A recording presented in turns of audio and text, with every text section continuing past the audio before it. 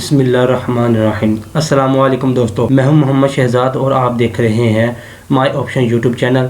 आप तमाम दोस्तों को इसमें खुशामदीद कहता हूं। वीडियो का आगाज़ करने से पहले छोटी सी रिक्वेस्ट है, चैनल को सब्सक्राइब कर दें और वीडियो को एंड तक देखिएगा। अगर वीडियो पसंद आएगी आपको तो इसको लाइक कर दीजिएगा।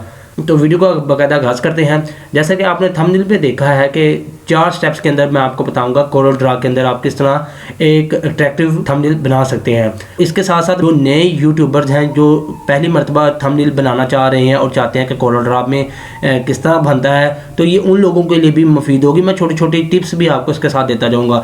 सबसे पहला टिप्स आप नोट कर लें, जब भी आपने कोरल ड्रा में उर्दू फ़ॉन्ट लेकर आना है तो सबसे पहले आपने क्या करना है, इन पेज को पहले ओपन करना है, उसके बाद आपने कोरल ड्रा को ओपन करना है। मैंने ऑलरेडी ये ओपन करके रखे हुए थे, मैंने पहले इन पेज को ओपन कर लिया था। जब ये पूरा ओपन हो गया, ये मैं कंट्रोल एन करके इसका न्यू पेज ले लेता हूँ, एंटर कर देता हूँ। हमें सिर्फ इसका ये सादा पेज ही चाहिए होता है। और उसके बाद मैंने इसको ओपन कर लिया। ओपन करने के बाद मैं इसमें न्यू डॉक्यूमेंट पे क्लिक करता हूँ तो ये मेरे पास पेज आ गया। ये क्योंकि मेरी लैपटॉप की स्क्रीन है तो ये आपको काफ़ी बड़ी कुछ नज़र नहीं आ रहा होगा कि सारा वाइट है। तो इसके लिए 2 शॉर्टकट कीज़ भी हैं, लेकिन मैं आपको ये बता देता हूँ। ये ऊपर टूल्स के नीचे बिल्कुल ये आपको 2 पेज लिखा होगा। 2 पेज करेंगे तो आपको जो पूरा पेज होगा A4 साइज़ का वो आपको नज़र आ जाएगा। सबसे पहला स्टेप जो आपने थंबनेल बनाने के लिए करना है वो ये है कि यहाँ से एक रेक्टेंगल लेना है जिसकी शॉर्टकट की है F6। आप कीबोर्ड से F6 प्रेस करेंगे तब भी ये टूल आपका सेलेक्ट हो जाएगा। ऐसे आप यहाँ से भी ये टूल्स लेकर, ये डब्बे वाला टूल्स लेकर, रेक्टेंगल टूल कहते हैं इसको लेकर आप स्केच कर सकते हैं। मैंने यहाँ से ड्रैग करके एक छोटा सा डब्बा बना लेता हूँ।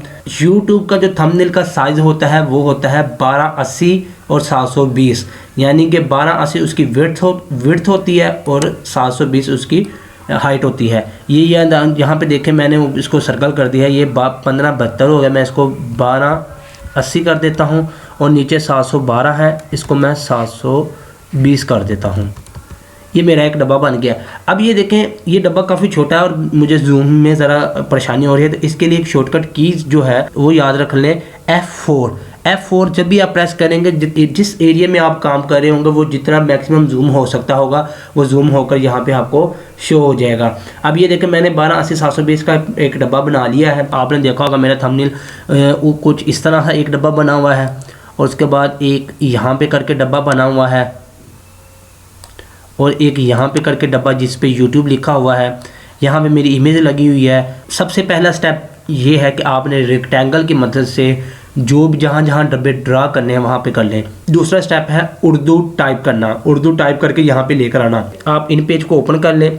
इन पेज को ओपन करने के बाद आप सबसे पहले जो याद रखें कि ये हैंड टूल की मदद से बाज़ बंदे कहते हैं कि हमने ओपन किया है, लेकिन वो हमारा यहाँ पे टाइप नहीं होता। वो इसलिए नहीं होता क्योंकि ये आपका ये जो ऊपर ये देखें कर्सर वाला टूल है ये सिलेक्ट हुआ होता है, इसलिए यहाँ पे टाइप नहीं होता। ये ट्रिक्स याद रखें कि हैंड वाले टूल्स को क्लिक करना है तो फिर उसके बाद आप यहाँ पे कुछ भी लिख सकते हैं। तो जैसा कि आपने मेरे थंबनेल पे देखा हुआ है, वहाँ पे लिखा हुआ है 4 स्टेप्स में। तो सबसे पहले तो मैं इसमें ले लेता हूँ 4 स्टेप्स में। आप इकट्ठा भी लिख सकते हैं, मैं अलग कर देता हूँ। सबसे पहले मैं 4 वाला हिस्सा है जो उसको टाइप किया है। टाइप करने के बाद अगर ये आपको छोटा लग रहा है, मैंने इसको सिलेक्ट कर लेता हूँ। कंट्रोल A के साथ सिलेक्ट ऑल हो जाता है, तो मैंने इसको सिलेक्ट कर लिया। उसका मैंने फ़ॉन्ट स्टाइल 24 रखा हुआ था, इसका 24 रख लिए। ये कोई इशू नहीं है, आप 24 रखें, 12 रखें, 10 रखें, जितना भी रखें, लेकिन जब आप इसको कोरल ड्रा में लेकर जाएंगे इसका ऑटोमेटिकली साइज़ बड़ा हो जाएगा। इन पेज पे जो भी टेक्स्ट लिखा हुआ है उसको कोरल ड्रा में लेकर जाने के लिए टेक्स्ट लिखने के बाद कर्सर टूल जो है इसको क्लिक करते हैं। इसको क्लिक करने के बाद इस टेक्स्ट के ऊपर क्लिक कर दें या इस पेज के ऊपर क्लिक कर दें। क्लिक करने के बाद ये देखेंगे ये ऊपर पेज की जो सेटिंग्स आना शुरू हो गई हैं और यहाँ पे आपने जस्ट इस पेज के ऊपर आकर आपने राइट क्लिक करना है, कॉपी कर लेना है। राइट क्लिक करने के आपको शॉर्टकट की कंट्रोल C भी आती है, कंट्रोल C भी कर लेंगे जस्ट, तो वो भी काम करेगी। आपने यहाँ अब दोबारा क्या करना है, वर्ड इस पे आ जाना है। इस पे आने के बाद आपने यहाँ तो कंट्रोल V शॉर्टकट की इस्तेमाल करें या आपने पिक टूल जो है यहाँ पे पिक टूल, ठीक है, یہ چھوٹا سا کرسر بنا ہوا ہے, یہاں پہ کلک کریں گے تو یہ سارے ٹولز آ جائیں گے. تو یہ میں پک ٹول پہ کلک کر لیتا ہوں. کرنے کے بعد یہاں پہ کہیں سائڈ پہ کلک کر کے رائٹ کلک کر کے پیسٹ کر دیتا ہوں. کنٹرول وی اس کی شارٹ کٹ کی بھی دکھا رہے ہیں, تو جسٹ آپ پیسٹ کر دیں یہاں پہ. تو یہ دیکھیں کتنا بڑا ہو گیا. میں نے پہلے بھی آپ کو بتایا کہ جتنے حصے پہ آپ کام کر رہے ہیں اس کو ویو کرنے کے لیے آپ کے پاس شارٹ کٹ کی ہے F4. تو میں F4 پریس کرتا ہوں تو یہ دیکھیں میرے پاس جو 4 لکھا ہوا ہے وہ آ گیا ہے. اب اس کو میں نے اس جو پیج ہے جو اوپر ریکٹینگل بنا ہوا ہے چھوٹا, اس کے مطابق ایڈجسٹ کرنا ہے. تو 2 طریقہ کار ہیں. ایک تو طریقہ کار یہ ہے کہ آپ سب سے پہلے اس کو دیکھ لیں کہ آپ کا یہ جو سائز ہے یہ کتنا ہے. میں اس کی سائز دیکھتا ہوں, اس کی جو ہائٹ 181 ہے. تو ظاہر سی بات ہے جب میں اس کو سلیکٹ کر کے اس کا سائز, اب اس کا سائز دیکھیں 988 ہے, تو اس کو اس کے مطابق کرنا ہے. تو ظاہری بات ہے وہ اس کو جب میں سلیکٹ کروں گا تو اس کا سائز کیا ہے 181 ہے. تو 181 کے مطابق اس کو میں 180 کر دیتا ہوں. دیکھیں کیا ہوتا ہے, یہاں پہ 181 ہے, میں 180 کر دیتا ہوں. یہ 180 ہو گیا. اب اس کی ہائٹ دیکھیں, اس کی جو وڈتھ ہے وہ 712 ہے, اس کی 712 ہے, اور اس کی جو ہے وہ 700 ہے. تو میں نے اس کو 712 ہے اور میں اس کو 100 کر کے دیکھتا ہوں. یہ دیکھیں میں نے اس کو 100 کیا اور 180 کیا ہے. اب یہ دیکھیے گا میں اس کو اٹھا کے ایسے ڈریگ کر کے اس کے اندر لے جاتا ہوں. اب دوبارہ میں F4 پریس کروں گا تو پھر سے یہ مجھے جتنے حصے میں کام ہو رہا ہے وہ نظر آ جائے گا. اب یہ دیکھیں یہ نیچے سے بھی ایجز کے ساتھ مل رہا ہے. اس کو کرسر کو گھما کر میں تھوڑا سا اوپر زوم کر لیتا ہوں تاکہ مجھے اور قریب سے ایجز نظر آ جائیں. اب بھی دیکھیں یہ باہر نکل رہا ہے. تو اس کے لیے ایک اور طریقہ کار استعمال ہوتا ہے, وہ شفٹ دبا کر آپ کرسر کی مدد سے اس کو سائڈ سے پکڑ کے ایسے چھوٹا کریں گے تو یہ چاروں طرف سے چھوٹا ہونا شروع ہو جائے گا. تو میں کہتا ہوں کہ یہ سینٹر میں مجھے لگ رہا ہے. اب یہ تقریباً ٹھیک ہے, ایسے میں نے چھوڑ دیا. اب یہ دیکھیں یہ تقریباً مل گیا ہے. ان پیج میں اردو سے انگلش اور انگلش سے اردو کرنے کے لیے شارٹ کٹ کی جو ہے وہ ہے کنٹرول سپیس کریں. آپ یہ دیکھیں یہ کارنر پہ دیکھیں گے انگلش لکھا ہوا آ رہا ہے, یہاں پہ کنٹرول سپیس کا بٹن دباؤں گا تو اردو ہو جائے گا, اور کنٹرول سپیس کا دوبارہ بٹن دباؤں گا تو یہ انگلش ہو جائے گا. اب میں نے انگلش لکھنی ہے تو میں نے یہاں سے کنٹرول سپیس دبایا تو یہ انگلش ہو گیا. اب میں یہاں پہ لکھتا ہوں اسٹیپس, اور اب مجھے چاہیے اردو, میں دوبارہ کنٹرول سپیس دباتا ہوں اور ایم میں اسٹیپس میں. اب یہاں پہ جو میرا فونٹ سٹائل وہاں پہ جو لگا ہوا ہے وہ لگا ہوا تھا بی والا, یہ والا سٹیپس لگا ہوا ہے. ٹھیک ہے, اب یہ لکھا ہوا ہے 4 سٹیپس میں. اب میں اس کو کاپی کر لیتا ہوں. اس کو کاپی کرنے کے لیے میں نے جیسے پہلے بھی آپ کو بتایا کہ پہلے آپ نے یہ کرسر ٹول کو کلک کرنا ہے, اس کے اوپر کلک کرنا ہے, یہاں سے شارٹ کٹ کی کنٹرول سی کر لیں یا رائٹ کلک کر کے کاپی کر لیں, اور اب کولٹرا میں آج یہاں پہ آ کے جسٹ آپ نے پہلے میں اس کا سائز پورا کر لیتا ہوں جتنا میری اسکرین ہے یہ, اور سائڈ پہ کلک کر کے میں کسی فری ایریا جو ہے ہمارا وہاں پہ کلک کر کے کنٹرول وی کر دیتا ہوں اس مرتبہ. تو یہ دیکھیں ٹیکسٹ تو آ گیا لیکن وہ اتنا بڑا مجھ سے نظر ہی نہیں آ رہا میری اسکرین پر. تو اس کے لیے شارٹ کٹ کی پھر سے یاد رکھیں F4. کی بورڈ ہے تو F4 دبا دیں گے, اگر لیپ ٹاپ ہے تو فنکشن کی کے ساتھ F4 پریس کریں گے تو یہ پورا سائز ہو گیا. اب یہ دیکھیں جیسے کہ پہلے بھی میں نے بتا چکا ہوں کہ آپ 2 طریقوں سے اس کو کر سکتے ہیں. یہاں تو اس کو ڈریگ کر کے شفٹ کا بٹن اور یہاں سے ڈریگ کر کے آپ اس کو چھوٹا کر سکتے ہیں, یا دوسرا سائز ہے کہ ہمارے پاس پتہ ہوتا ہے کہ ہمارے جس کھانے میں لکھنا ہے اس کھانے کا سائز چیک کر لیں کہ اس کھانے کا سائز کتنا ہے. اس کھانے کا سائز 722 ہے, اس سے چھوٹا کرنا ہوتا ہے تو اس لیے اس کو چھوٹا کر لیتے ہیں. خیر میں اس کو اب ایسا کرتا ہوں, یہاں سے سلیکٹ کر کے اس کو اس کے اوپر کلک کرنے کے بعد اس کو شفٹ کے ساتھ میں چھوٹا کرتا ہوں. یہ چھوٹا کیا میں نے.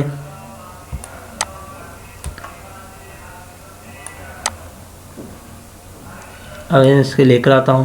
اب یہ دیکھیں مجھے اب پورا نظر نہیں آ رہا تو اس لیے میں اس کو دوبارہ F4 پریس کرتا ہوں تو یہ میرے پاس سامنے آ گیا ہے. اب پھر میں شفٹ کی مدد کے ساتھ اس کو ڈریگ کرتے ہوئے چھوٹا کرتا ہوں. یہ چھوٹا ہو رہا ہے, ابھی بھی بڑا ہے, یہ بھی بڑا ہے. اس کو میں اٹھا کے اس کے اندر رکھتا ہوں. یہ دیکھیں اب مجھے صحیح لگ رہا ہے. اس کے درمیان میں نے رکھ دیا اس کو 4 سٹیپس میں. ٹھیک ہے, THUMB تھمبنیل میں نے لکھ لیا ہے. اب اس کا فونٹ سٹائل بھی آپ چینج کر سکتے ہیں, جس طرح کا مرضی فونٹ سٹائل یہاں سے چینج کر کے آپ لے کر جا سکتے ہیں. یہاں پہ بھی کافی قسم کے, یہ دیکھیں میں یہ جو اوپر یہ پٹی ہے یہاں پہ آ کے میں جسٹ کرسر کو اس کو سلیکٹ کرنے کے بعد کرسر کو گھما رہا ہوں تو یہ خود بخود چینج ہوتے جا رہے ہیں اور وہ مجھے ویو دکھا رہا ہے کہ کون کون سے ہیں. تو میں نے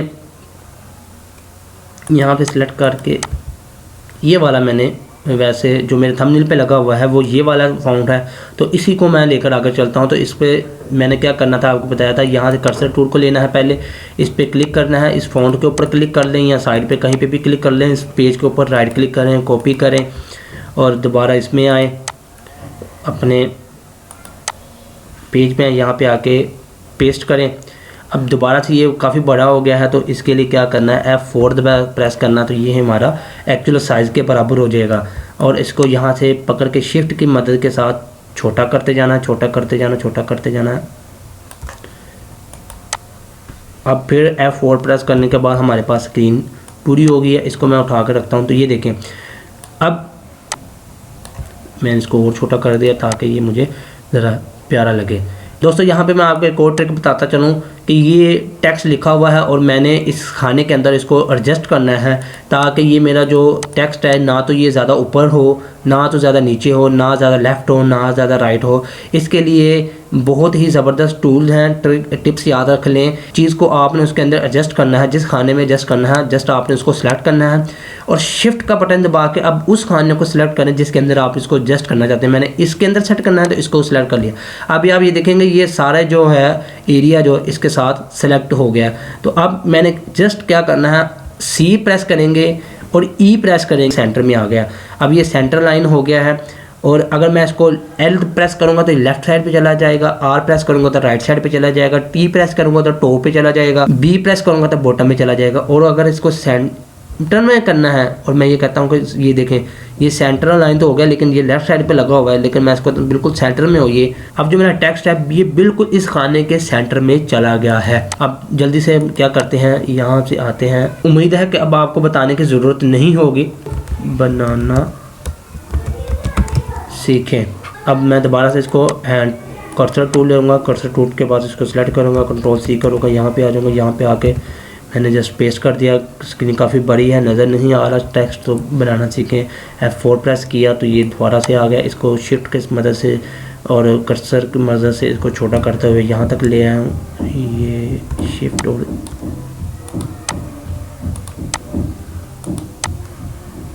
میں اس کو شفٹ اور اس کے ساتھ چھوٹا کرتا جاتا ہوں. یہ چھوٹا ہو گیا ہے. اس کو میں اٹھا کے یہاں پہ رکھ دیتا ہوں اور F4 پریس کرتا ہوں تاکہ مجھے جتنے میری اسکرین ہے اتنا مجھے یہ نظر آنا شروع ہو جائے. بنانا سیکھیں. یہ تھا ہمارا دوسرا اسٹیپ. دوسرا اسٹیپ مکمل ہونے کے بعد اب آتے ہیں تیسرے اسٹیپ پہ. یہ جو تیسرا اسٹیپ ہے دوستو یہ بہت ہی اہم اسٹیپ ہے اور یہ آپ کی کریٹیوٹی کو ظاہر کرے گا کہ آپ نے اپنے جو تھمبنیل ہے اس کے اندر کس طرح کے اٹریکٹیو کلر ڈالنے ہیں. اگر آپ کو کلرز کا نہیں بھی پتا ہے تو اس کا بھی ایک میں ٹرک بتاؤں گا آپ کو. آپ بہت ہی آسانی سے کسی بھی جگہ سے کلر کو سلیکٹ کر سکتے ہیں. یوٹیوب پہ جتنے بھی تھمبنیل بنے ہوتے ہیں آپ ان کے کلرز کو لینا چاہتے ہیں کہ آپ چاہتے ہیں کہ اس طرح کا کلر مل جائے آپ کو, تو اس کا بھی میں آپ کو اس میں ٹرک بتاؤں گا. سب سے پہلے یہاں پہ آ جاتے ہیں. یہاں پہ دیکھتے ہیں کہ ہمارے پاس جو کلر تھا اس باکس کا جو کلر تھا وہ تھا یلو کلر. تو میں اس کو یلو کلر دے دیتا ہوں. اب اس کے بعد آپ نے دیکھا ہوگا کہ جو یہ میرا جو ٹیکسٹ ہے اسٹیپس میں اس کا کلر جو ہے وہ ریڈ تھا. تو اس کو میں اس کو سلیکٹ کرنے کے بعد اس کو کلر دے دیتا ہوں ریڈ. تو دوستو اس کا جو کلر ہے وہ وائٹ کلر ہے. اس کے جو آؤٹر لائن ہے اس کو کلر کیسے دیں گے, اس کے لیے آسان سا حل ہے کہ جب جس بھی چیز کا آؤٹ لائن دینی ہے آپ نے اس کے اوپر رائٹ کلک کریں گے تو اس کی آؤٹ لائن آ جائے گی. یہ دیکھیں اب اس کی آؤٹ لائن آ تو گئی ہے لیکن یہ آؤٹ لائن بہت باریک ہے. اس کو موٹی کیسے کرنا ہے, یہ موٹی کہاں سے ہوگی, تو اس کے لیے یاد رکھیں شارٹ کٹ کی ہے F12. تو یہ والا پاپ اپ آپ کے سامنے آ جائے گا. تو اس میں آپ نے جسٹ یہ بات یاد رکھیں, اس کو سینٹر کر دیں, اس کو سینٹر کر دیں, اس کو کلک کر دیں. اس کو کلک کرنے کے بعد یہ دیکھیں یہاں پہ وڈتھ جو ہے آپ کی پکسلز میں آ رہی ہے اور آپ اس کو میں 4 دیتا ہوں یا اس کو میں دے دیتا ہوں 16 کرتا ہوں. 16 کرنے کے بعد جب اوکے کریں گے تو آپ یہ دیکھیے گا یہ آؤٹ لائن جو ہے کافی موٹی ہو گئی ہے. جسٹ اس کو سلیکٹ کر کے اور اس کے اوپر رائٹ کلک کر کے کریں گے جو یہ آ جائے گا. اب دوبارہ سے F12 پریس کرتے ہیں. F12 پریس کرنے کے بعد یہاں سے میں اس کو سینٹر کر دیتا ہوں, یہاں سے میں اس کو اوکے کرتا ہوں, یہاں سے اوکے, یہاں سے اوکے. یہ اس کے بعد میں اس کو 8 کر دیتا ہوں اور یہاں سے اوکے کرتا ہوں. تو یہ دیکھیں یہ میرا سٹیپس میں آ گیا ہے۔ اور اگر دیکھیں اس کے لیے جب جیسے آپ اس کو آؤٹ لائن دیں گے تو یہ پین ٹول یہاں پہ آ جائے گا، یہ دیکھیں یہاں پہ میں جب اس کو لے کر آؤں تو اس کی آؤٹ لائن وڈتھ جو ہے یہاں پہ شو کرنا شروع کر دیا۔ آپ کو بار بار وہاں پہ جانے کی ضرورت نہیں ہوگی، یہاں سے بھی آپ اس کو 20 کر لیتے ہیں۔ یہ دیکھیں یہ 20 کیا تو یہ کافی زیادہ ہو گئی ہے، تو میں اس کو 16 پہ کر دیتا ہوں، تو یہ دیکھیں یہ سٹیپس میں آ گئی ہے، یہ اب ریزنیبل ہے، مزیدار لگ رہی ہے۔ یہاں پہ آ جاتے ہیں، یہاں پہ آنے کے بعد آپ نے دیکھا ہوگا یہاں پہ جو کلر ہے وہ وائٹ ہے اور جو بیک گراؤنڈ میں کلر ہے وہ بلو ہے۔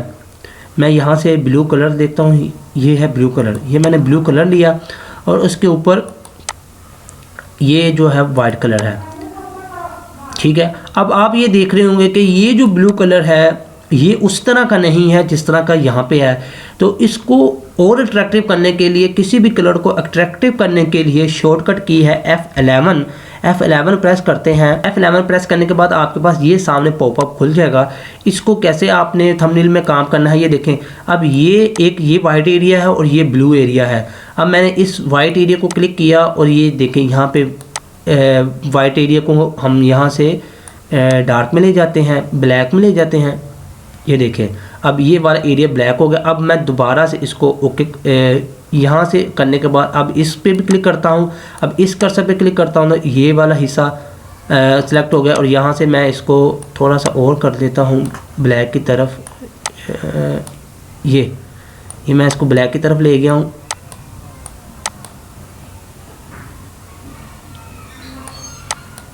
چھوڑ دیا۔ اب یہ دیکھیں یہاں سے آپ جس ایریا کو زیادہ رکھنا چاہتے ہیں، یہ دیکھیں یہاں سے اس کو میں ادھر کر رہا ہوں، یہ دیکھیں آپ کو شائننگ نظر آ رہی ہے، یہ جو شائننگ ہے آپ اس طرف بڑھا لیں یا اس طرف سے یہ جو بلیک والی شائننگ ہے اس کو زیادہ وہ کر لیں۔ میں اس کو زیادہ کر لیتا ہوں اس طرف سے، یہ دیکھیں یہ کارنر پہ چلا گیا، یہ کارنرز میں چلے گئے ہمارے، ٹھیک ہے۔ اس کو جہاں تو آپ سینٹر میں بھی کر سکتے ہیں، جس طرح آپ کو ایزی لگے، جس طرح آپ کو اس میں کلر لگے آپ اس کو کر سکتے ہیں۔ یہ میں اس کا کر لیتا ہوں اور اوکے کریں۔ اس کے بعد یہاں پہ آ جائیں، یہ آپ نے دیکھا ہوگا کہ یہ کافی پرومیننٹ ہے اور کافی موٹا ہے، تو اس کے لیے کیا کرنا ہے، اس کو میں نے آؤٹ لائن جو ہے اس کی میں نے جسٹ بلیک رکھ دی ہے۔ بلیک کرنے کے بعد یہ دیکھیں یہ پن والا ٹول اوپر آ گیا ہے۔ اوپر آنے کے بعد یہاں سے میں نے بتایا تھا کہ آپ نے سب سے پہلے تو اٹریکٹیو کلر دینے کے لیے میں اس کو جیسے یہ دیکھیں یہ میں اب دے رہا ہوں 16 دی یا 10 دیا ہے، تو یہ دیکھیں مزیدار نہیں لگ رہا۔ یہ کیوں نہیں مزیدار لگ رہا ہے؟ کیونکہ ہم نے F12 پریس کر کے اس کو سینٹر میں نہیں کیا تھا، سٹائل کو اس کو سینٹر نہیں تھا کیا، اس کو بیہائنڈ فل نہیں تھا کیا، اسکیل آف آبجیکٹ نہیں تھا کیا، اس لیے یہ مزیدار نہیں تھا لگ رہا۔ اب یہ دیکھیں یہ اب مزیدار لگنا شروع ہو گیا ہے۔ اب اس کو آؤٹ لائن کو ہم اس کو 16 پہ کر دیتے ہیں، یہ دیکھیں یہ زیادہ ہو گئی ہے، تو اس کو ہم کیا کرتے ہیں 8 پہ لانا دیتے ہیں۔ یہ دیکھیں اب بنانا سیکھیں۔ اس چیز کا بھی بارڈر ہے، اس چیز کا بھی بارڈر بلیک ہے اور اس کو میں بارڈر بلیک دے دیتا ہوں، اور یہاں سے دوبارہ سے میں نے آپ کو جیسے بتایا تھا F12 پریس کرنے کے بعد آپ نے جسٹ یہاں سے اس کو 8 پہ لے جائیں، اس کو اوکے کریں، اس کو اوکے کریں، اس کو سینٹر کریں، اس کو اوکے کریں، اوکے کریں۔ یہ دیکھیں یہ پین ٹول والا یہاں پہ بھی آ رہا آپشن، یہاں پہ شو ہو رہا ہے، تو اس کو میں نے 10 کر دیتا ہوں، اس کو میں زیادہ اور 10 سے 16 پہ لے جاتا ہوں۔ اب یہ دیکھیں آپ نے یہ کوشش کرنی ہے کہ جو آپ کا حصہ ہے یہ جو آپ کا بڑا ریکٹینگل ہے اس سے باہر نہ جائے، تو یہ دیکھیں یہاں سے تھوڑا سا مجھے باہر نظر آ رہا، تو اس کو میں تھوڑا سا اس طرف کر لیتا ہوں تاکہ میرا جو بیک گراؤنڈ والا ایریا ہے وہ نظر آئے۔ اب یہ دیکھیں یہ آ گیا ہے۔ اب اس کو جو کلر میں نے دیا ہے وہ ریڈ دیا ہے آؤٹ لائن، تو اس کو آؤٹ لائن ریڈ دیتے ہیں۔ دوبارہ سے یہاں سے بھی آپ سلیکٹ کر کے اس کو 16 پہ کر دیں، تو لیکن یہ اس طرح کے مزیدار نہیں لگ رہی، تو اس لیے نہیں لگ رہی کہ F12 پریس کر کے آپ نے اس کو سینٹر میں نہیں کیا، اس کو یہاں سے سینٹر نہیں کیا، اس کو بیہائنڈ فل نہیں کیا، اس کو اسکیل نہیں کیا، اور کرنے کے بعد جب دیکھیے گا اب یہ دیکھیں اب یہ تھوڑی سی مزیدار لگ رہی ہے۔ 16 ہے تو اس کو میں 25 پہ لے جاتا ہوں۔ اب یہ دیکھیں اب یہ میرا جو باکس بنا ہوا ہے یہ ذرا اٹریکٹیو لگ رہا ہے۔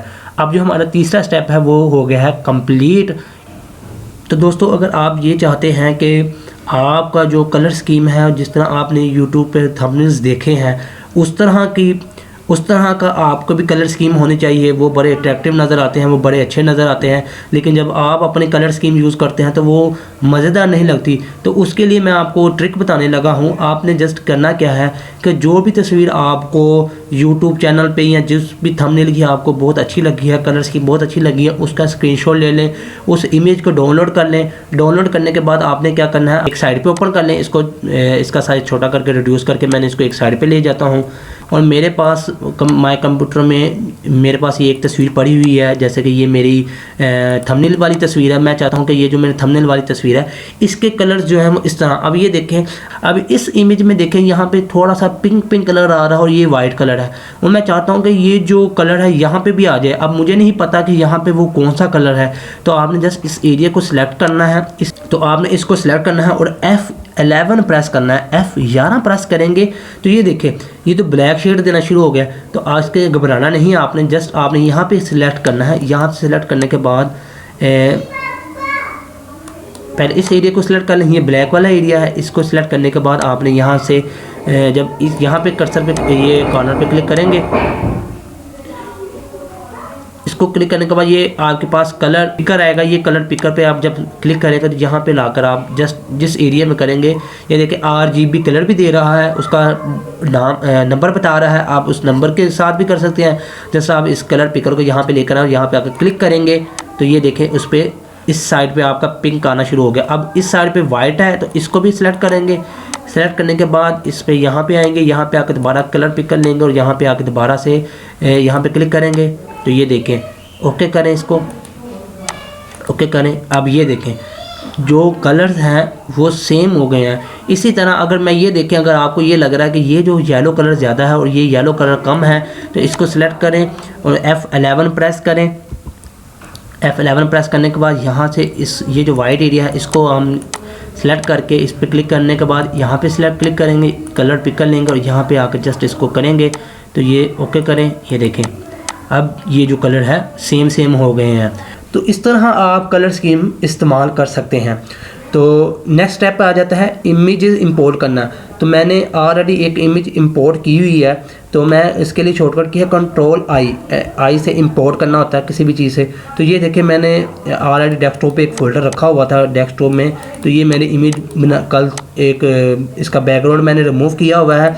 तो ये देखिए जैसे ही मैंने इसका बैकग्राउंड रिमूव किया है, मैंने ये जस्ट अपने ऑफिस में तस्वीर खींची थी, खींचने के बाद इसके पीछे बैकग्राउंड था। वो बैकग्राउंड कैसे ख़त्म करते हैं, तो उसके लिए आपने जस्ट करना क्या है, गूगल पे जाना है। गूगल पे जाके आपने लिखना है रिमूव BG।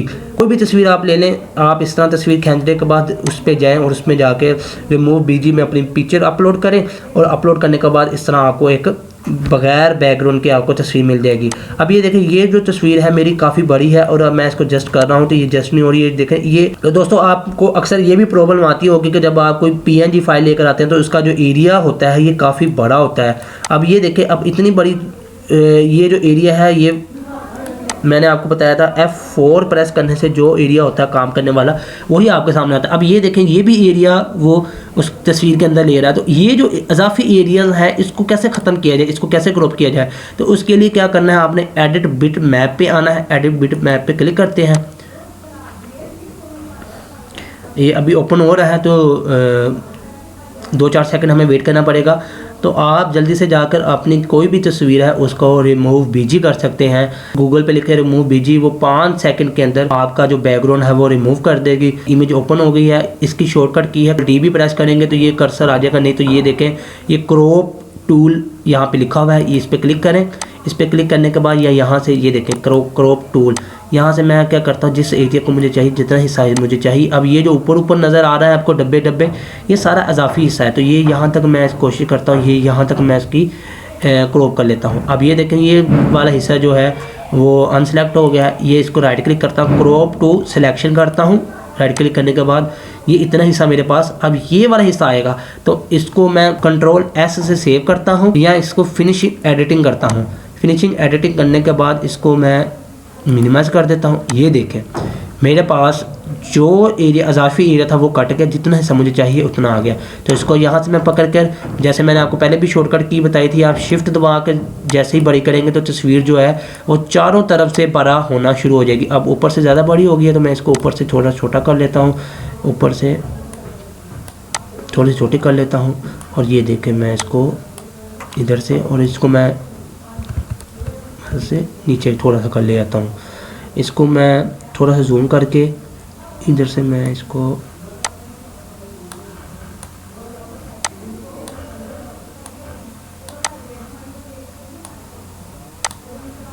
یہ دیکھو میں ادھر پہ لے آتا ہوں، اور اب میں F4 پریس کرتا ہوں تو یہ دیکھیں میرے پاس سائز آ گیا ہے.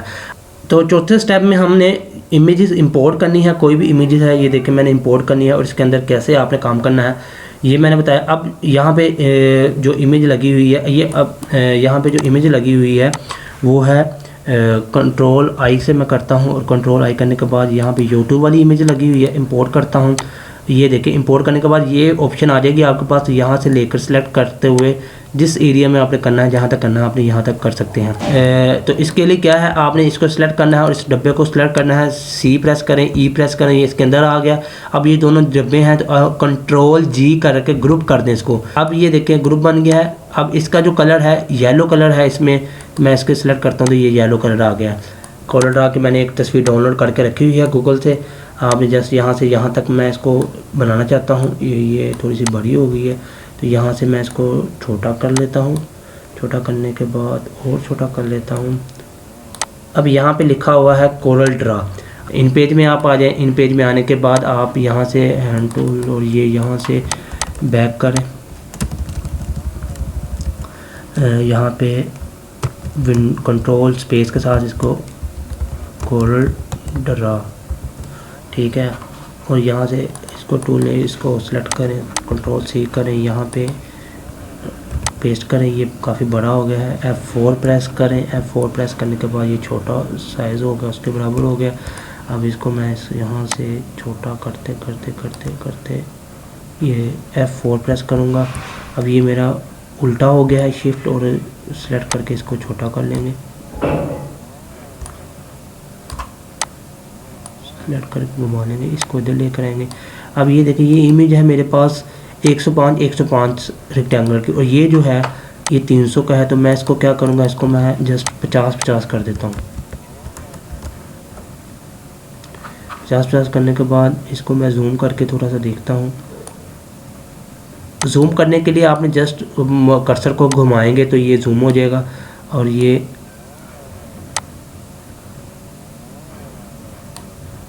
اس طرح آ گئی ہے کہ بلیک کلر کے اوپر رائٹ کلک کیا تو یہ ہو گیا. اس کو میں نے آپ کو پہلے بھی بتایا، جب بھی آپ نے کلر کو آؤٹ لائن دینی ہے تو کیا کرنا ہے، آپ نے F12 پریس کر کے یہاں پہ اس کو سینٹر کرنا ہے. اس کو چپ کر کے بیہائنڈ یہ ساری چیزیں سلیکٹ کرنے کے بعد یہاں سے آپ نے چاہے 2 پکسل دے دیں.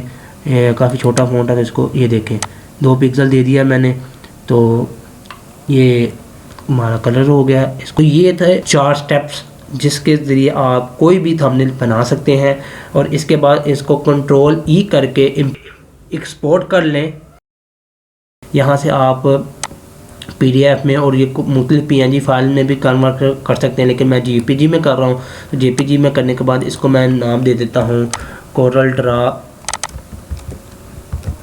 تو اکثر دوست یہ کہتے ہیں کہ آپ کی جو امیج ایکسپورٹ کرتے ہیں تو اس کا سائز بہت بڑا ہو جاتا ہے تو وہ تھمبنیل پہ اپلوڈ نہیں ہوتی. تو اس کے لیے آپ جب بھی اس طرح کورل ڈرا میں چیزیں ایکسپورٹ کرتے ہیں، ایکسپورٹ کرنے کے بعد اس کو RGB کلرز میں 24 پہ لے کر جایا کریں.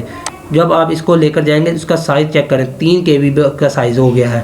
تو یہ 100% کام کرے کہ یہاں پہ کسٹمائز کو ہائیسٹ کوالٹی جو اس کی ہے وہ ہائیسٹ کر دیں اور اس کو اوکے کر دیں.